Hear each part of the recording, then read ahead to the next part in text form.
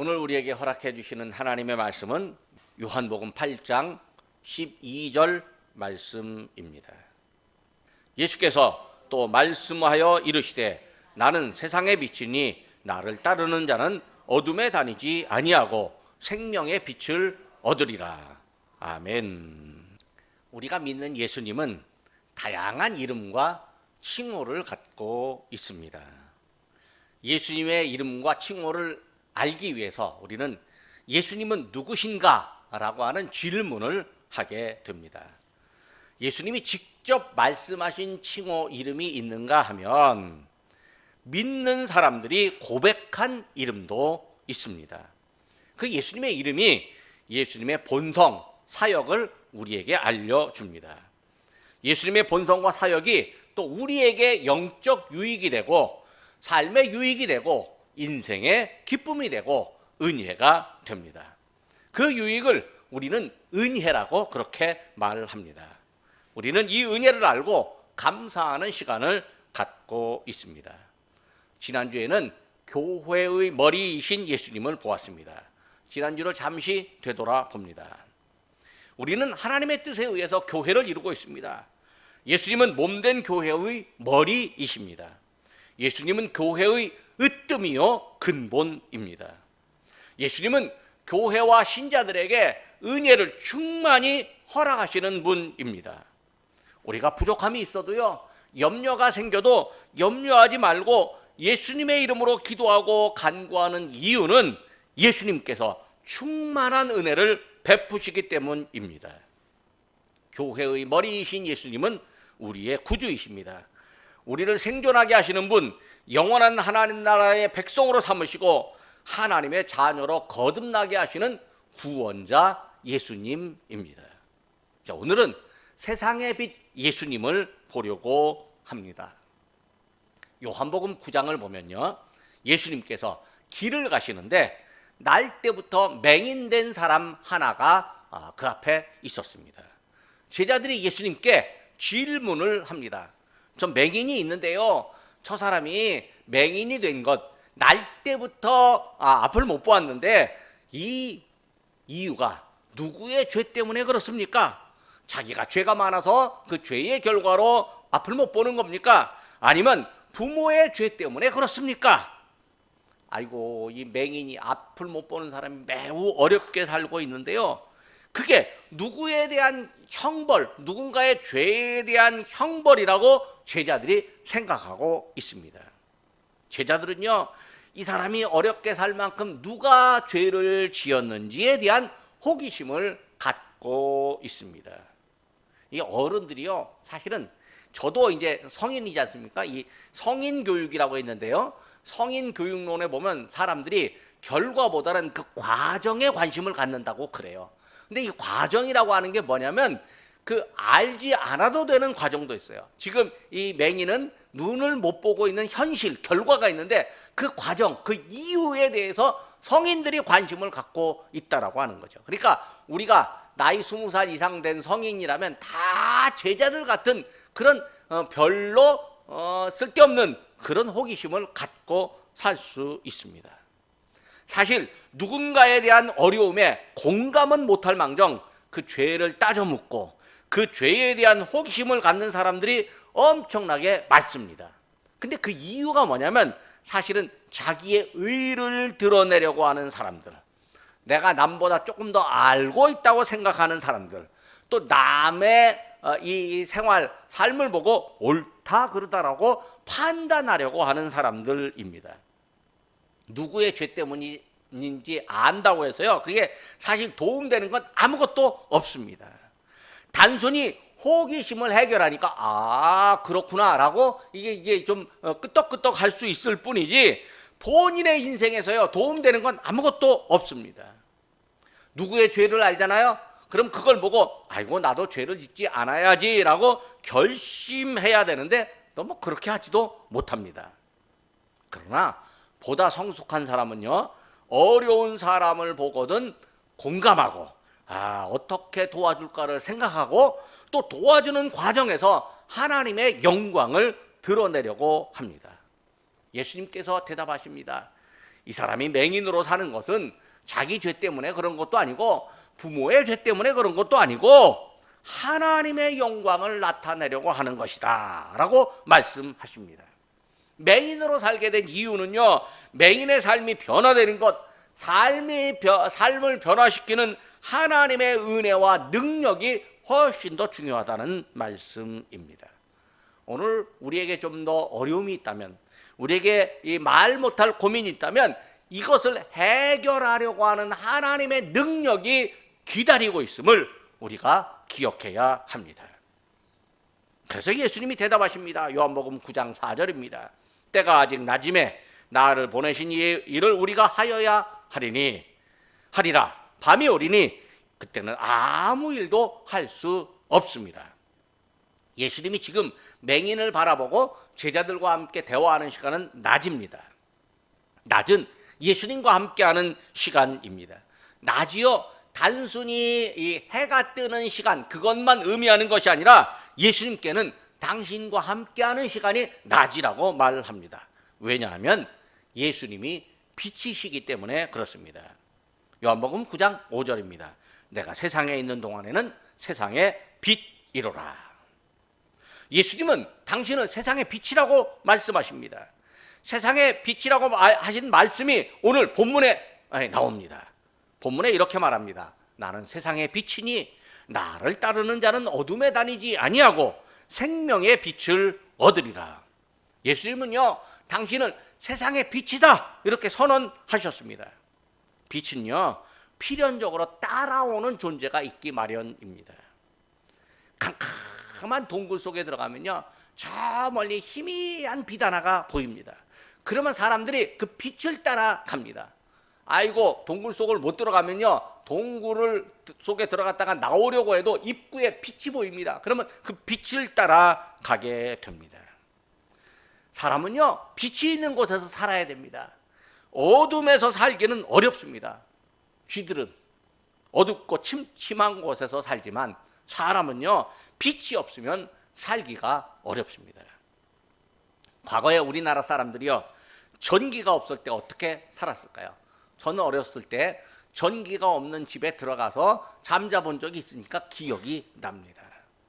청소년들이 드라마에서 볼 법한 이야기입니다. 밤에 집안에서는요, 호롱불이나 촛불을 켜놓습니다. 호롱불의 그을음이요, 방 안에 있어갖고요, 아이들이 그 호롱불의 그을음에 코끝이 이 코 아래가 새까매집니다. 또요, 방 안에는 이 끄름 냄새가 있어가지고요, 나 바깥에 있다가 방 안에 들어가면 무슨 쾌쾌하고 이상한 냄새가 납니다. 우리 어른들은 다 기억하실 거예요. 낮에도요, 밝지 않습니다. 이 방 안이 밝지를 않아요. 왜냐하면 집에 창문이 크고 좋아야 되는데 창문이 크고 좋으면 단열이 잘 안 되는 시절이니까 겨울 되면 얼마나 추운지 몰라요. 그래서 창문도 조그맣게 만들어 놓습니다. 조그만 창문으로 빛이 들어오지만 방 안 전체를 환하게 하지 못합니다. 그러다 보니까요, 사람들은 밝은 낮에 야외 활동을 할 수밖에 없습니다. 요즘처럼 전기가 많이 돌아가야 되는 산업이 있는 것도 아니고 주로 바깥에 나가서 농사 짓고 가축 키우고 그러려다가 보니까 어떻게 합니까? 밝은 낮에 야외 활동을 합니다. 빛이 있어야 하기 때문에 그렇습니다. 예수님은요, 사람이 낮에 다니면 이 세상의 빛을 봄으로 실족하지 아니한다 그렇게 말합니다. 그러니까 밝은 빛으로 다니면요, 넘어지지 않는다는 거예요. 근데 어두운 길을 다니면요, 넘어집니다. 앞이 안 보이니까요. 이 넘어진다라고 하는 것이 그냥 자빠져서 이 무릎만 깨지면 다행이련만 캄캄한 밤에 잘못 다니면요, 사고 날 확률이 많습니다. 그게 넘어짐입니다. 예수님께서 당신을 세상의 빛이라고 선언하신 이유가 뭘까요? 첫째로 빛은 생명을 가져다 줍니다. 그래서 예수님은 생명의 빛이다 이렇게 말씀하십니다. 사람도 빛을 보아야 합니다. 밝은 빛은 앞을 보게 하고 활동하게 합니다. 사람이 활동을 하면요, 지금 살아있는 것입니다. 사람에게는요, 사물을 보는 눈이 있습니다. 그런데 빛이 비추어질 때 사물을 볼 수가 있습니다. 사람뿐만 아니라 낮에 활동하는 모든 동물들이 빛이 있어야 활동할 수 있습니다. 눈에 사물이 들어오고 또 활동하고 생존하려면 빛이 있어야 합니다.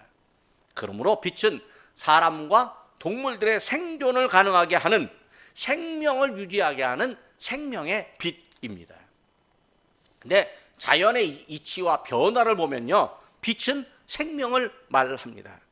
빛이 비칠 때요, 식물들이 자랍니다. 여기 화분들이 있는데요, 이게 실내에 있으니까 그렇게 쑥쑥 자라지 않습니다. 저희가 얼마 전에 이사를 했는데요, 그 이사하기 전에는요, 그 커피나무 요만한 거 하나가 그 빛을 못 받았는데요, 아이고 이제 이사하고 나서 거실에 빛을 받으니까요, 갑자기 커피나무가 새싹이 1년에 한 3번 4번씩 막 나오는 거예요. 그러니까 빛이 있으니까 뭐가 돼요? 밝고 따뜻해지니까 식물들이 자라게 되는 거죠. 그러니까 식물의 광합성 작용이라고 하는 것이 이 빛에 의하여 일어납니다. 빛 에너지가 식물에게 가면요, 이 자랄 수 있는 화학 에너지가 되고, 그 화학 에너지가 생명체에 에너지를 공급합니다. 즉 빛이 있으니까 식물이 자라고요, 열매가 맺힙니다. 그리고 빛은 식물 자체에도 영향을 주는, 생명을 주는 작용을 합니다. 식물이 자라죠. 식물 전체가 사람과 동물에게 식량이 됩니다. 식물의 뿌리, 줄기, 가지, 열매, 씨앗 등등 모두가 다 식량이 됩니다. 식량이 없으면 못 살아요. 식물이 식량이 된다는 것은요, 동물에 대해서 생명 유지를 하는 거죠. 식물도 살아있고 동물도 살아있고 사람도 살아있는 것 모두가 다 빛이 있기 때문에 그렇습니다. 그러니까 빛은 자연적으로도 생명입니다. 그런데 예수님이 당신을 생명의 빛, 세상의 빛이라고 말씀하신 것은요, 자연의 이치만 의미하지는 않습니다. 예수님은요, 자연의 이치를 넘어서서 우리의 존재, 하나님과의 관계를 말씀하십니다. 예수님이 우리에게 주시는 생명은요, 하나님과의 관계 회복입니다. 하나님과 멀어져 있지만 가까워지고, 하나님과 분리되어 있지만 하나님 앞에 하나님과 화해하게 되고, 하나님으로부터 죄인이라고 정죄받았던 우리가 하나님의 자녀로 의인되어 하나님의 자녀가 되는 관계 회복입니다. 그래서 예수님은 기도 중에 영생은 곧 유일하신 참 하나님과 그의 보내신 자 예수 그리스도를 아는 것이다 말씀하셨습니다. 즉 우리에게 예수님을 보내신 하나님 아버지를 알고 믿는 것, 그것이 우리에게 생명입니다. 이 생명을 예수님께서 주십니다. 예수님은 우리에게 생명을 주고 더 풍성해 주려고 오셨습니다. 예수님이 우리에게요, 하나님을 아는 방법, 하나님을 믿는 것, 하나님의 은혜를 아는 길을, 받는 길을 가르쳐 주셨습니다. 그러므로 예수님은 우리에게 하나님을 향한 빛이 되십니다. 예수님은 당신이 빛이시니까 당신을 따라오라고 말씀하십니다. 예수님을 믿고 따르라고 하는 말씀, 예수님의 은혜를 마음과 정신 속에 간직하고 삶의 방향을 예수님께 정하라는 의미입니다. 빛이신 예수님을 따르면요, 어둠에 다니지 않습니다. 무엇을 몰라 방황하지 않습니다. 예수님이 생명을 주시는 분이므로 우리에게 생명의 빛을 제공하십니다. 본문의 배경은 오늘 이 요한복음 8장 12절 앞에는요, 예수님이 한 여인에게 죄를 묻지 않으시고 다시는 죄를 짓지 말라고 하는 장면이 나옵니다. 이 여인 하나를요, 죄가 많다고 처벌하려고 하는 사람이 있었습니다. 사람들이 많았습니다. 그들이 여인 한 사람을 데리고 와서 예수님, 선생님, 이 성경에 보면 이런 사람은요, 돌을 맞아야 되는데, 죽어야 되는데 어떻게 하면 어떻게 당신 같으면 어떻게 합니까? 라고 질문을 합니다. 근데 예수님은 죄 없는 사람이 먼저 여인에게 돌을 던져라 대답을 해 주십니다. 가만히 보니까 사람들이 양심의 가책이 되는 거예요. 그래서 눈치만 보고 있다가 슬금슬금 다 빠져나갔습니다. 결국 그 자리에 예수님과 여인만 남았습니다. 예수님이 여인에게 아이고 너를 고발하던 사람들 다 어디 갔냐? 라고 질문합니다. 여인은 없는데요? 예수님이 말씀하십니다. 8장 11절입니다. 나도 너를 정죄하지 아니하노니 가서 다시는 죄를 범하지 말라. 그리고 그 말씀을 하고 바로 이어서 예수님께서 당신이 세상의 빛이요 당신을 따르면 세상의 생명의 빛을 얻으리라고 말씀하셨습니다. 그 맥락이 도대체 왜 그럴까요? 죄와 어둠이 관련이 있고 의와 빛이 관련이 있음을 예수님께서 알려주십니다. 하나님을 알지 못하는 죄, 예수님을 부인하는 죄는요 어둠입니다. 반대로 하나님을 알고 예수님을 믿는 믿음과 의로움은 빛입니다. 하나님이 계시지 않는 곳, 예수님이 함께 하시지 않는 곳은 어두움이고 하나님이 함께 하시는 곳, 예수님을 도와주시는 곳이 빛입니다. 빛이신 예수님이 계시는 곳에 우리가 있어야 합니다. 세상에 빛이신 예수님이기 때문에 그렇습니다. 아이고 1년 반년 전에 러시아와 우크라이나가 전쟁을 벌였잖아요. 그 사람들요 나름대로 예수님을 믿는다는 사람들이에요. 뭐 예수님을 제대로 안 믿지만 그래도 그리스 정교회에 가서요 나름대로 예배를 드리고 기도하는 사람들이에요.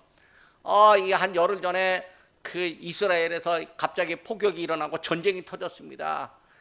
그 전쟁을 하는 사람들요 예수님은 안 믿어도요 하나님을 믿는다는 사람들이에요. 유태교나 이슬람 사람들 하나님을 믿는다는 사람들이에요. 그런데요 하나님을 믿기는 믿되 빛이신 예수님을 따르지 않는 거예요. 그냥 어두움만 따라가는 거예요. 그 어둠이 뭐냐면 나만 좋으면 돼요. 우리만 좋으면 돼요. 내가 더 많이 가지면 돼요. 남들이야 죽든 말든 상관없이 그냥 나만 좋으면 된다라고 하는 거예요. 세상에 빛이신 예수님을 따르지 못하는 사람들이 존재하고 있는 거예요. 그러니까 두 번째로 예수님께서 세상의 빛이라고 선언하신 것은요 빛을 알지 못하는 사람들이 있기 때문에 그런 거예요. 빛을 알지 못하는 사람들이 누굴까요? 앞에서 여인의 죄를 물어서 예수님을 시험하려고 했던 제자들입니다. 여인의 죄를 묻고 시험하려고 했던 바리새인들입니다. 맹인의 불행이 누구의 죄 때문인지 묻고 자기를 의롭게 보이려고 하던 제자들입니다.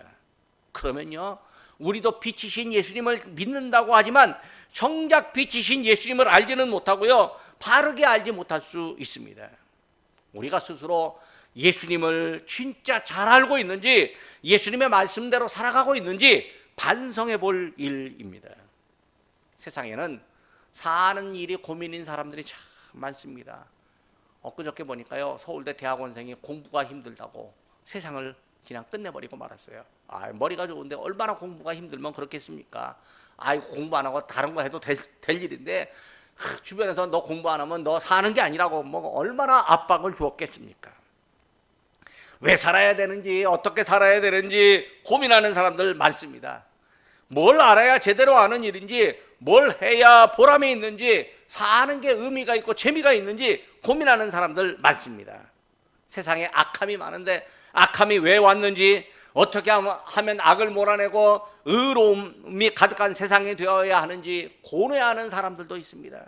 사람의 생각과 마음을 알고 찾는 방법을 발견하는 사람도 많습니다.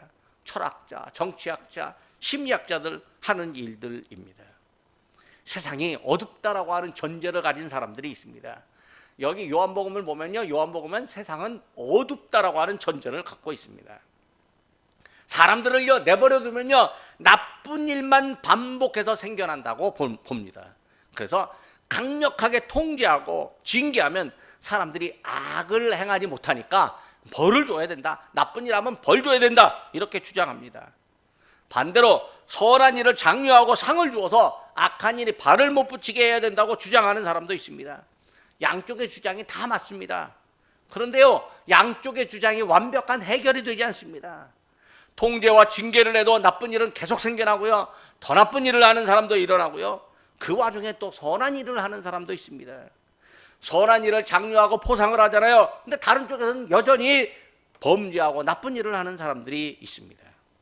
이런 세상에 궁극적인 대안은 무엇일까요? 생명의 빛인 예수님입니다. 하나님이 예수님을 생명의 빛으로 보내셨으니 그 마음 안에 생명의 빛이신 예수님이 들어가서 내가 예수님 믿는 사람으로서 내가 악을 행하면 안 되지, 나는 선을 행해야지 라고 하는 이 자기 결단이 일어나야 하는 거죠. 그런데 예수님이 오셨는데도요, 예수님을 믿지 않는 사람들이 있습니다. 예수님을 잘 알지 못합니다. 그저 나는 내 편한 대로 살겠습니다 하는 사람들이 세상에 많이 있습니다. 예수님을 빛으로 모시지 않습니다. 요한복음 1장 4절 5절입니다. 그 안에 생명이 있었으니 이 생명은 사람들의 빛이라. 빛이 어둠의 빛이되 어둠이 깨닫지 못하더라. 빛으로 오신 예수님을 알지 못하는 사람들이 많이 있습니다.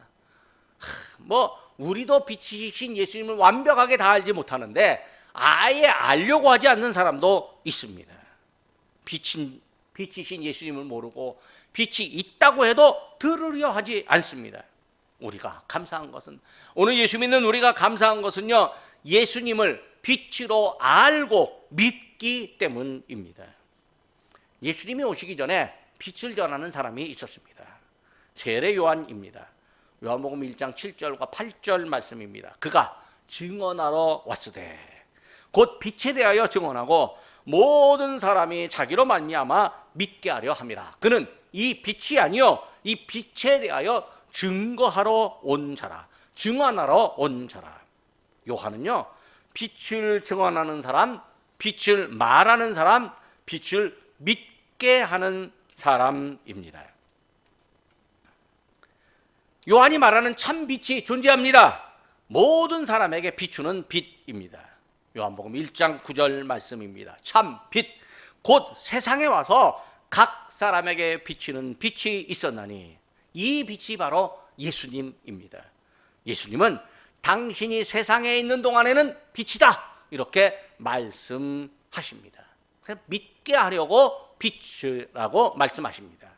세 번째로 예수님이 세상의 빛이라고 하신 이유는요, 생명의 빛을 받은 사람들이 세상의 빛으로 일하게 하기 위함입니다. 예수님이 산 위에서 말씀하셨습니다. 마태복음 5장 14절입니다. 너희는 세상의 빛이라. 산 위에 있는 동네가 숨겨지지 못할 것이요. 예수님이 제자들에게 말씀하신 세상의 빛과 우리 이 사람들에게 적용한 세상의 빛은 의미가 좀 다릅니다. 예수님 자신에게 적용한 세상의 빛은요, 생명의 빛을 의미합니다. 그러나 제자들에게 말씀하신 세상의 빛은요, 사람들이 우러러보고 칭찬할 만한 착하고 아름다운 행실을 의미합니다. 예수님께서 제자들에게 세상의 빛이라고 말씀하신 다음에 이어서 말씀하셨습니다. 마태복음 5장 15절과 16절입니다. 사람이 등불을 켜서 말 아래에 두지 아니하고 등경 위에 두나니 집안 모든 사람들에게 비치느니라. 이같이 너희 빛이 사람 앞에 비치어 그들로 너희 착한 행실을 보고 하늘에 계신 너희 아버지께 영광을 돌리게 하라. 생명의 빛을 알고 믿는 제자들이 생명의 빛인 예수님과 함께하면 그 시간이 곧 낮이고 그들의 행실이 착해서 사람들이 그 행실을 보고 하나님께 영광을 돌린다. 우리 예수님이 말씀해 주셨습니다. 지난주 신문에 크게 화제가 되었고 박수를 받은 미국의 부자 이야기 하나가 있습니다. 억만장자 찰스 프랜시스 척 핀이라고 하는 사람인데 이 사람이 92살의 나이로 세상을 떴습니다. 근데 이 사람이요, 젊은 날 면세점 사업을 했는데 갑자기 이제 여행객들이 많아지면서 면세점 사업이 얼마나 잘 됐는지 큰 돈을 벌었답니다. 돈을 얼마나 많이 벌었는지 미국 각 지역의 휴양지에다가 또 유럽의 각 지역의 휴양지에다가 땅을 사고 집을 지었는데 호화저택을 짓고 거기서 사람들을 불러다가 성대한 파티를 열고 또 쉬고 싶으면 바닷가에 아주 호화로운 요트를 띄워서 거기서 즐기고 살았답니다. 어느 날 이 사람이요, 내가 이렇게 파티와 요트에서 즐기고 사는데 이게 진짜 맞나?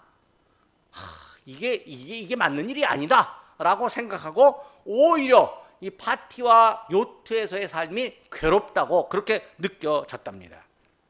자기가 돈을 너무 많이 가졌는데 과연 내가 이렇게 많은 돈을 가질 만한 자격이 있는지 의구심이 들었고, 그 많은 돈으로 멋진 자동차 타고 멋진 이 옷을 입고 뭐 치장을 하고, 이게요 자기에게 매력적이지 않다라고 느끼게 되었답니다. 그래서 이 사람이요, 핀이라고 하는 이 사람이 사치스러운 생활을 그만뒀답니다.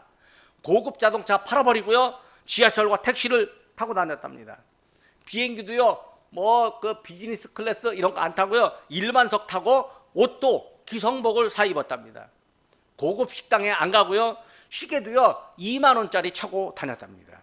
그리고 익명으로 자기 이름을 알리지 않고 자선단체에 기부하기 시작했답니다. 그러다가 아예 자기 이름을 알리지 않고요, 가난한 나라, 동남아시아, 아프리카, 남미의 가난한 나라에 자선단체를 세워서 기부를 하기 시작했는데, 그 금액이 무려 10조 8천억이랍니다. 이건요 5만 원짜리요 세면요 태어나서 죽을 때까지 세도 못 쓸 만한 돈입니다. 이게 엄청나게 큰 돈입니다. 자기가 졸업한 대학, 코넬 대학이라고 하는 곳에는요 1조 3천억을 기부했다고 합니다. 다른 사람들은 모두가 다 자기 이름을 내세우며 기부를 했는데, 이 사람은요 이름을 내세우지 않았답니다. 그리고 죽은 다음에야 비로소 이름이 알려졌습니다. 그가 기부 서약서에 서명을 할 때 이렇게 썼답니다.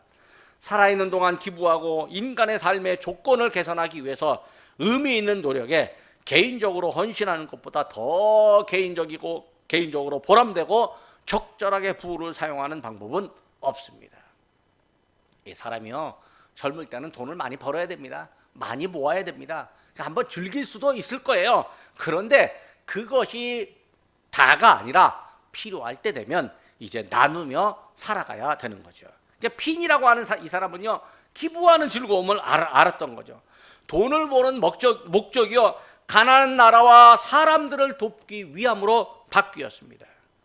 이 사람이 기부하는 즐거움은요 자기를 세상의 빛으로 살았던 것이죠. 그렇다면 우리는 어떻습니까? 아이고, 우리는 그 사람 그 많은 돈만큼 벌지 못합니다. 그저 몇백만 원만 있어도 감사하고요, 몇만 원 쓰기에도 막 손이 달달 떨릴 수도 있습니다. 제가 어떤 목사님하고 식당에 가서 밥을 먹는데 8천 원짜리 이제 식당에서 밥을 먹는 거예요. 8천 원짜리 밥을 먹으면서 그렇게 말을 해요. 아이고, 우리는 8천 원짜리도 비싸갖고 5천 원짜리 식당 있으면 거기 가면 좋겠는데, 요즘 젊은 사람들은 2만 원짜리 3만 원짜리 식당 팍팍 가서 팍팍 쓰더라고. 그랬더니 하는 말이, 그때하고 지금하고 쓰는 이 단위가 달라졌다는 거죠. 나이 드신 분들은요 옛날 단위를 생각하다 보니까 지금 단위는요 크다고 생각하는 거예요. 이거 많다고 생각하는 거예요. 근데 요즘 이제 젊은 친구들은 버는 것이나 쓰는 것이나 과거에 이것과 비슷하다라고 하는 거죠. 그래서 요즘 젊은이들은 크게 쓴다라고 하는 거죠. 뭐 요즘 젊은이들이 많이 쓴다라고 생각하는 게 아닙니다. 왜? 그만큼 이 인플레가 돼서 물가가 많이 올랐기 때문에 그렇습니다. 핀이라고 하는 사람이 남에게 나누는 것을 기쁨으로 살고 그것을 빛으로 여겼습니다. 우리는 핀이만큼 큰 돈을 벌지 못하지만 그러나 빛이신 예수님을 알고 믿고 삽니다. 우리가 남에게 여유 있게 많이 돕고 싶어도 그렇게 못하지만 예수님 말씀대로 이웃을 향한 작은 친절이 착한 일이 되어서 하나님께 영광을 돌릴 수 있습니다. 이웃을 향한 작은 친절, 배려하는 것, 이것 빛된 생활입니다. 어디 건물에 들어갈 때, 또 뭐 은행 같은데 뭐 이렇게 들어갈 때 문을 먼저 열면요 뒷사람 들어오라고 문을 잠깐 붙잡아 주는 거, 이것도 작은 배려입니다. 아이고, 제가요 한국 사람들은 이런 배려가 잘 안 됩니다. 그래갖고 좀 어려운데요, 제가요 젊은 날 우리 애들이 아주 어렸을 때 호주에 연수를 간 적이 있었어요.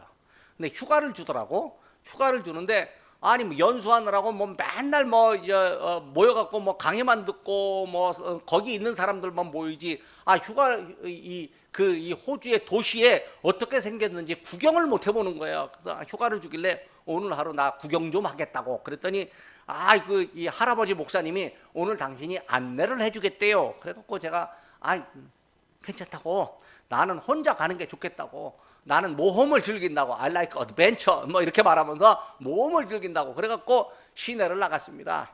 뭐 주머니에 돈은 얼마 없는데 보니까 버스도 탈만하고 또 그 뭐 시내를 이 강을 가는 조그만 페리도 한번 탈만하고 그 다음에 또 뭐 택시 요금이 엄청 비싼데 한 2불 주면 여기서 여기 조금만 탈만하고 그러길래 이제 이것도 해보고 저것도 해보겠다고 가는데 보니까 이 배를 타는 거예요. 배 한 30분 타는데 비싸지 않더라고요. 이거 타려고 이렇게 이제 기다리고 있었어요. 여학생들이 뒤에 왔어. 여학생들이 뒤에 이제 이 여학생들이 뒤에 와서 이제 뭐 배 타려고 기다리고 있는 거야. 내가 먼저 앞에 있어요. 그래갖고 내가 이제 앞에 있으니까 배가 오길래 내가 타려고 갔는데 배 차장이 나를 멈춰 세우는 거예요. 나를 멈춰 세우고 뒤에 여학생부터 태우라는 거야. 그때 제가 얼굴이 후끈후끈했어요. 내가 이것부터 먼저 배려해야 되는 건데 내가 그걸 몰랐구나. 한국 사람이라고 나 말하지 않았습니다. 왜? 한국 사람이라고 말하면 창피당하니까 말하지 않았습니다. 근데 내가 거기 가서 알게 된 건요, 청소년들이 마약을 굉장히 많이 합니다.